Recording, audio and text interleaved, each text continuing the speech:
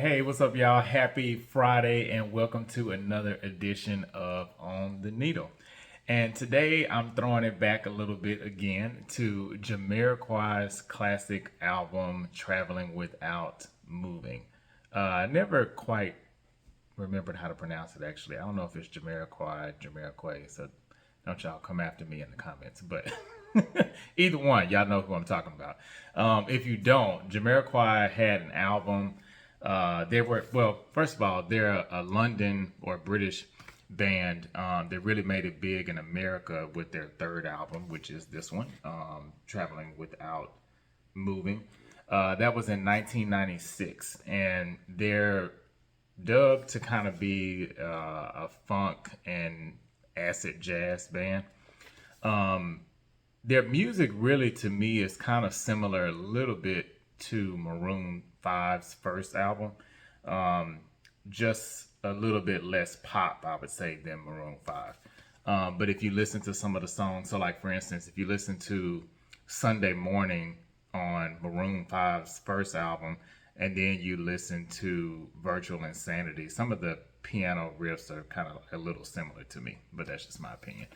But love this album, and I will be honest and say that 25 years ago, well, first of all, 25 years ago, I was 12 years old. Well, no, this was, I was probably like 10 when this came out, 10, 12, somewhere around there, because this album is the 25th anniversary edition of Traveling Without Moving. So, which that would have been 2021. So yeah, I would have been like 11 years old around that time. Anyway, 90s music nonetheless. So pretty cool layout here. I love how they really put a lot of thought into the packaging. This album holder is pretty thick. Even the sleeves on the inside are quality. They have the lyrics on here, which is always a plus. I'm a big lyric and liner notes reader, so I actually read all of that stuff. Don't call me a nerd. If you do, I don't mind. And I love a colored vinyl. So this vinyl is actually, it's two vinyls, but it's actually yellow, as you can see here. Really cool, like graphics and stuff they have on the sleeves. So just a great album. Really, to be honest, I didn't pay much attention to Jamiroquai when they first came out, or when this album first came out, I should say, because that's kind of like America's introduction to them, I guess, unless you were just following them like that for the first two albums. But I will say, I loved Virtual Insanity. I love that song. The video, in case y'all don't remember, it was this room, and basically they were kind of, you couldn't tell if they were standing still and the room was moving, or they were moving and the room was standing still. I mean, it was weird. It was kind of cool, and it's funny. That video is so classic that really, even though it was made, over 25 years ago, it's still, you still see some of those effects today. And even when you go to a lot of illusion houses and things like that that I've been to, they have those rooms where you go in and it looks like you're standing on the couch sideways, but you're really standing flat on the ground. So would have been a cool video to be on the set of, I think. But this whole album, I mean, it jams. I mean, there is no skip on here. The only song I would say that's a little weird is Digirama, I believe is how you pronounce it. That one wasn't a single, to my knowledge, but that one is just like instrumentals. It's just kind of weird to me, but I still listen to it. But the singles, we know, of course, Virtual Insanity, Cosmic Girl.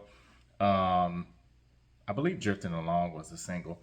You Are My Love. Now, one song that should have been a single that I'm not sure if it was, is Spend a Lifetime. That guitar on that song is just everything. I love it.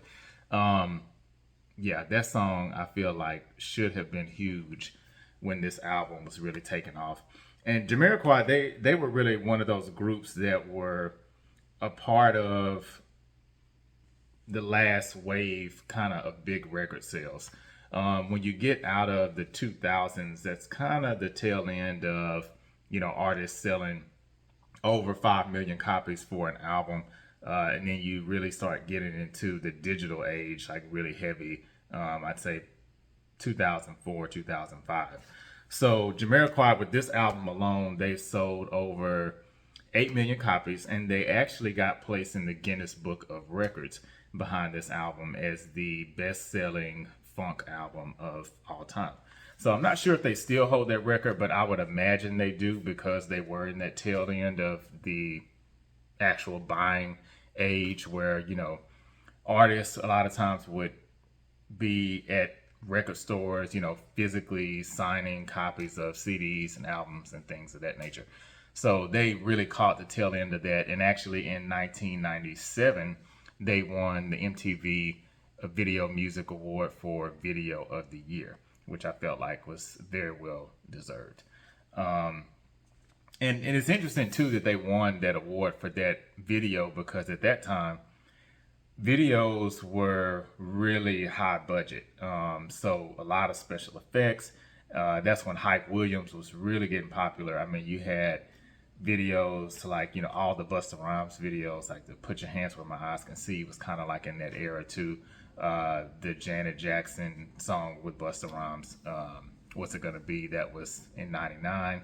That was a big song. We'd also come off of big budget videos, like from Missy Elliott. She had just come out at that time, as well as, groups like TLC. The Waterfalls video was huge. Definitely one of the costliest videos ever made. So it's interesting that Jamiroquai was able to make such a big impact with their video without the huge budget.